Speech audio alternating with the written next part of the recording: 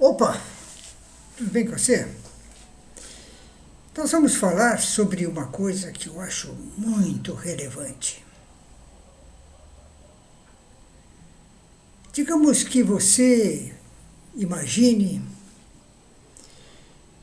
que o planeta Terra sofra um abalo vindo do espaço, quer por protuberâncias solares ou um mensageiro do cosmos, igual aquele que destruiu os dinossauros, e termine com os seres vivos da face da Terra. Agora, vou lembrar você que existe a lei de Murphy. Se há possibilidade de um evento ocorrer, ele vai ocorrer, é apenas uma questão de tempo. Se já ocorreu um corpo cósmico cair na Terra e terminar com os dinossauros, isso pode ocorrer novamente. E vamos raciocinar o seguinte: se isso ocorrer e exterminar completamente a humanidade,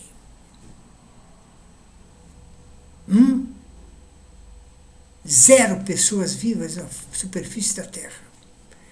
Vai ficar a Terra agora milhares e milhares de anos para que uma outra espécie surja. Então agora, numa hipótese dessa, eu vou lhe fazer uma pergunta. Aquelas pessoas que almejaram após a morte irem para o céu e aqueles que deveriam ir para o inferno, não faz mais sentido nada disso. E aquelas milhares e milhares, trilhões de almas que iriam reencarnar, não tendo mais nenhum ser para a sua reencarnação. E aí? O que você pensa disso?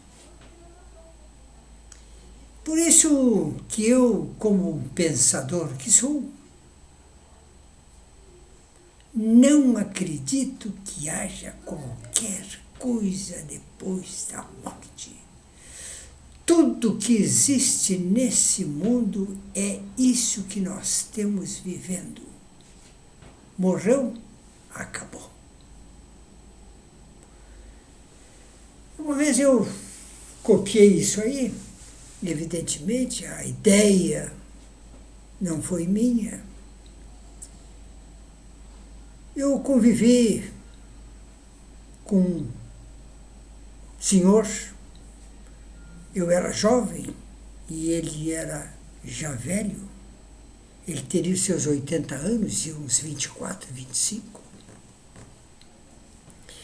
E eu chamava ele de Tio Juca Perche. E esse homem, com toda a sabedoria que ele expressava nas nossas reuniões, ele um dia me chamou num canto e me disse, me deu um segredo.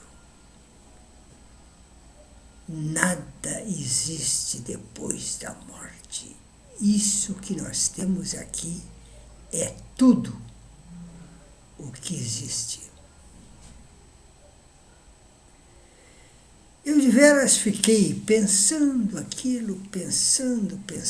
Eu era um cara crente, criado em colégios salesianos, temente a Deus e tudo mais. Fiquei pensando naquilo ali. Bem mais tarde, eu me tornei perito da Justiça do Trabalho. De vez em quando, nas perícias, eu encontrava um médico um médico muito famoso, que também era perito médico, e às vezes ele era meu assistente, e às vezes eu era assistente dele. Então nós criamos uma certa amizade, nós tínhamos um elo de ligação, que era os frigoríficos, ele trabalhava num, eu trabalhava no outro. Então, um dia ele chegou e colocou a mão no meu ombro e disse assim: Cardoso, eu não sei o que tu pensa, mas eu vou te dizer uma coisa, eu sou ateu. Foi uma surpresa, né? Eu não esperava que um cara daqueles fosse ateu, eu, temente a Deus e não sei o que mais, meio carola até. Mas aquilo foi uma semente plantada, assim como o Juca Peste plantou a semente de não existir mais nada depois da morte. Esse médico me plantou a semente do ateísmo. Eu hoje, aos 82 anos, eu chego à conclusão que ambos estão certos. Nada mais existe depois da morte. E Deus, esse Deus que nós dizemos sempre que é onisciente, onipotente, onipresente, todos esses entes iones, isso tudo me levou à descrença nesse Deus.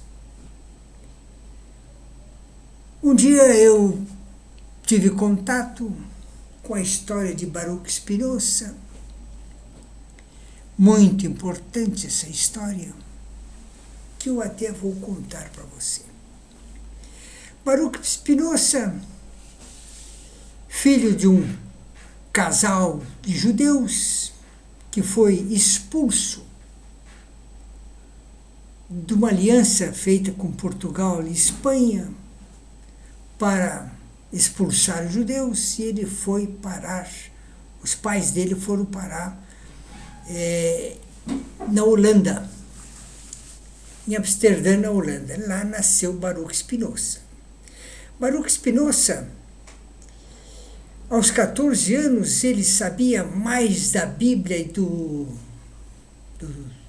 livro dos judeus, o Talmud.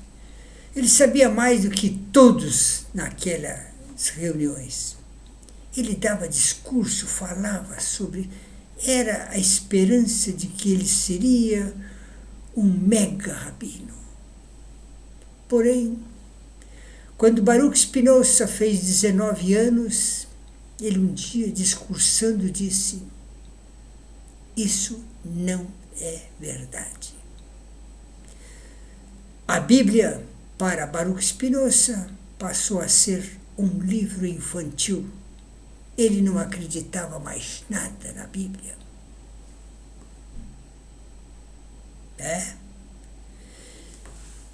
E cada vez que ele dava um discurso aos fiéis, ele falava nisso, contrariava a Bíblia. E o conselho dos rabinos chamou Baruch Spinoza às falas.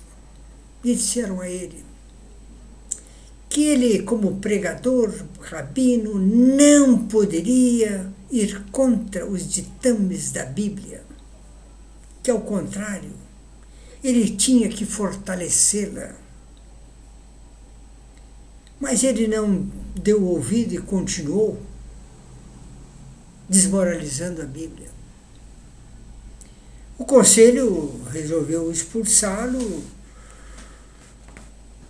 e no decreto de excomunhão constou que nenhum judeu poderia chegar mais perto de 4 côvados dele, ninguém poderia ler os seus escritos e ouvir as suas falas. O seu pai, por sua vez, o excomungou também e o deserdou. E ele foi expulso de Amsterdã, indo para em Haia. Em Haia, para sobreviver, Baruch Spinoza começou a polir lentes. E claro que a lente é polida com alumínio, que é o óxido de alumínio, e ele pegou uma pneumoconiose e morreu aos 44 anos de pneumoconiose, que é uma doença pulmonar obstrutiva. Ele, de tanto respirar o pó de alumina se alojou nos seus alvéolos e obturou. E ele morreu por asfixia mecânica causada pela alumina. Então, eu, quando tive o conhecimento dos livros de Baruch Spinoza, Ética é o seu maior livro, então eu posso dizer que hoje eu acredito em tudo que disse Baruch Spinoza. E ele, se você estiver curioso, veja, na internet está cheia. Deus segundo Baruch Spinoza. É muito interessante. Veja isso. Muito obrigado.